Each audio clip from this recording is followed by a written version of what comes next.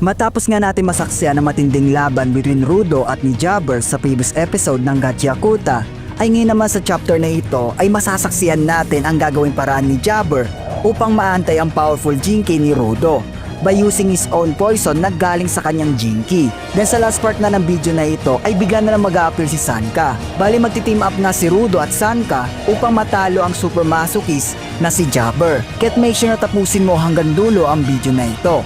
Hi di Senpai Koy, kung bago ka nga lang dito sa ating channel or page ay hit mo na ang subscribe button para lagi ka updated kung may mga bago tayong release na video na ganito. Ang tatalakay nga natin ay ang chapter 18 up to 19 ng Gachiakuta or ang episode 7 part 1. So hindi ko napapatagalin pa, let's go!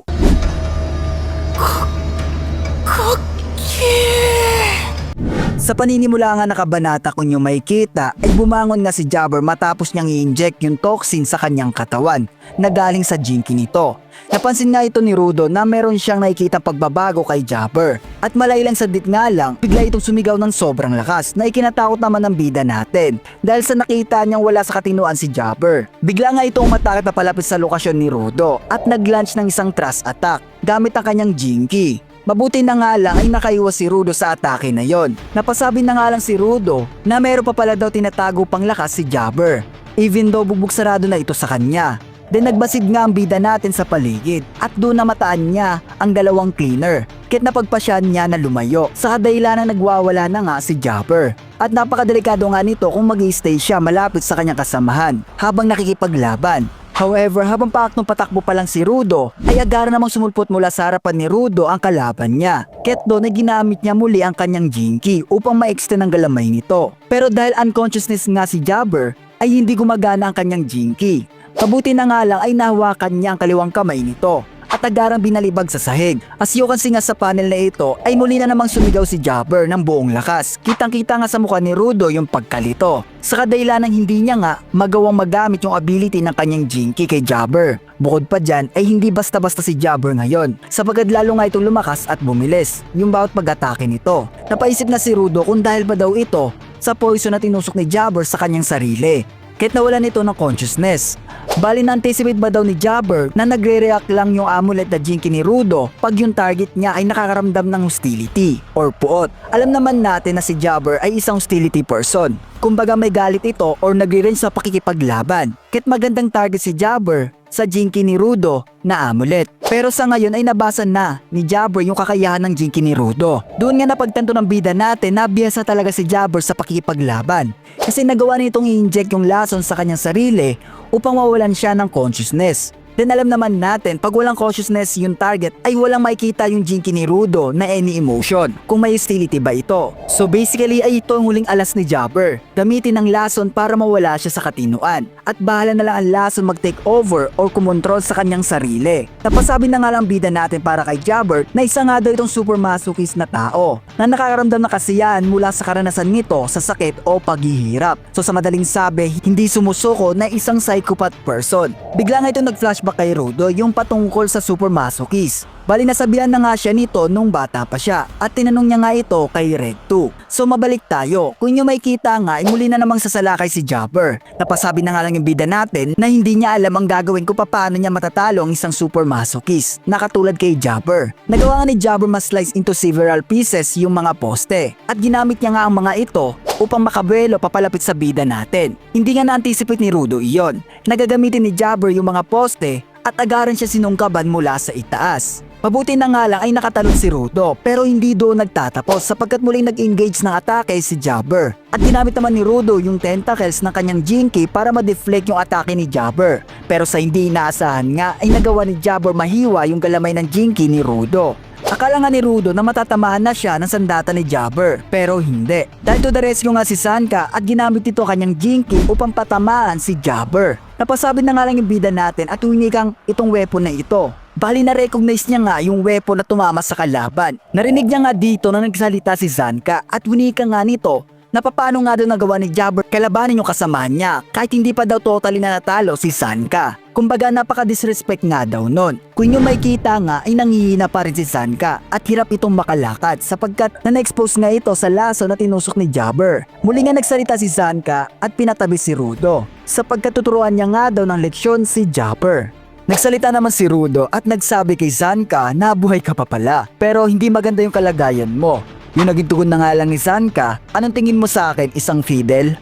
Huwag mo akong mamalitin lalo't isa akong ordinaryong genius. Bigla nga siningit ni Sanka yung patungkol sa jinky ni Rudo. Bali napansin niya nga na nagawa na ni Rudo ma-activate ang kanyang sariling jinky. Mukha nga daw itong pusit base sa galamay nito. Pero overall ay napaka-astig naman. Pinayag nga dito ni Rudo kay Sanka na nagiging baliwala naman daw o walang kwenta yung ability ng kanyang jinky pag once na wala sa katinuan or sariling consciousness yung target niya.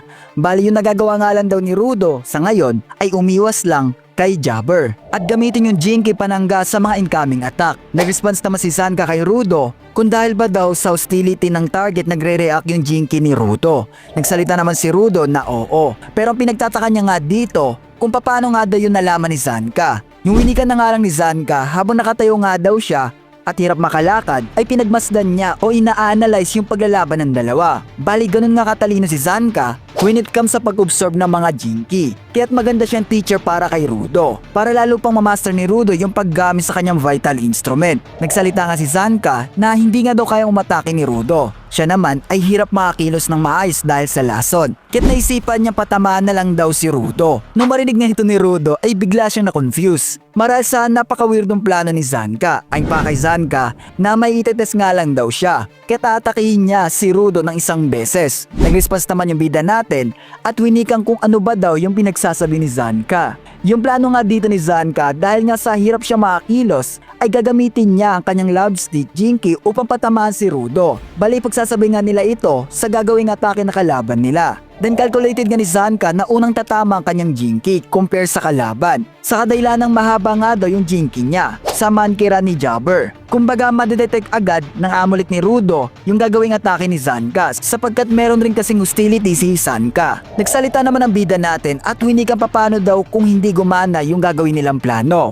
Pwede daw mapunta sa alanganin ng buhay ni Rudo sa kadahilanang siya yung target ni Jabber. Pangiting sabi na nga lang ni Sanka na wag daw mag-aalala si Rudo. Bali ganun nga siya confident na magsasaksid yung plano nila. Kung inyo mapapansin nga ay nakabangon muli si Jabber. Kaya't nagudyat si Sanka na maghanda na si Rudo sa possible attack na gagawin ni Jabber. At doon nga ay nagawa ni Jabber mahiwa ang mga poste. As you can see nga ay nakuha na ni Sanka yung love stick niya. Then nagwika naman si Rudo at sinabing mag-ingat nga daw si Sanka. Sa kadahilan na ang mankira ni Jabber, pag nakasugat sa target ay kaya nitong hindi pagalawin ang target niya ng panandalian. Sumagot na nga lang si Sanka at winikang yang kuko na yan ay sadyang nakakairita. Nag-response naman si Rudo at sinabing huwag kang mag-alala. Medyo na-wordan nga si Sanka sa naging sagot ni Rudo. Kaya't yung naging tugon na nga lang ni Sanka na dapat lang talaga na hindi ako mag-aalala. At doon nga yung matake na si Sanka kay Rudo. Then na-detect nga ng amulet jinky ng bida natin yung hostility na nanggagaling kay Sanka. Kaya tinampas siya ng galamay nito at pumunta kung nasaan napaparoon si Jabber. So basically ay ginamit nila yung amulet para mag-change location at mapunta directly yung atake ni Sanka kay Jabber na makanga si Rudo sa naging resulta ng plano nila kasi naman ay nagsucceed nga ito. However ay hindi naman daw in-expect ni Sanka na ganun yung mangyayari sa ginawa niyang test na siya yung titilapon at atake sa target. At doon nga ay nakaisip ng plano si Rudo. Kung inyo makikita nga ay bumuelo muli si Sanka kay Rudo. At tumatake na rin si Jabber sa kanila. Kaya't kung inyo mapapansin ay hinawin ng amulet ni Rudo si Sanka at hinagis kung saan tatakbo si Jabber. Kung inyo mapapansin nga ay naging matagumpay yung atake nila at natamaan si Jabber sa bandang likod nito. Nagsalita nga si Sanka at winikang kaya pala daw ni Rudo ma-extend yung distant ng paghagis ng amulet jinky. Pero sa kabila nga daw nito ay napaka-risky nga daw nun. Hindi nga satisfied si Rudo sa ginawa nilang atake. Kaya't muli siyang lumapit kay Sanka at sinambit na papakitaan kita ng magaspang na galaw. Hindi nga in-expect ni Sanka na muling mag-i-engage si Rudo. Kaya't wala na siyang nagawa at sinabayan na lang yung bida natin. Binika niya nga dito na dapat nga daw ay mas maganda yung gagawin ni Rudo. Then ayun na nga nahawi muli si Sanka ng galamay ng amulet ni Rudo. As you can see nga sa panel ito ay muling bumalik yung consciousness ni Jabber. At nakita niya nga dito na papunta sa kanya si Zanka. At nagsalita na nga lang ito na ito ba daw yung bad guy. Bali ni-refer niya nga dito ay si Zanka. Then boom, tumama nga muli yung love stick ni Zanka kay Jobber. Then guess what? Napaka-critical nga ng hit na iyon. Sa kadahilan ng nagawa ni Zanka mahampas sa sahig yung ulo ni Jobber. At dito magwawakas ang chapter 18 up to 19 ng Ganchi Hakuta. Napaka-interesting nga nito mga senpai sa kadahilan ng maganda yung resulta ng team up ni Zanka at Rudo laban kay Jobber. Pero ang tanong, hanggang kailan kaya tatagal yung laban? Mananalo ba si Rudo at Zanka? Stay put lang sa next upload natin. Just comment part 2 para upload agad natin ang kasunod nito. Di Senpai Koy, paalam.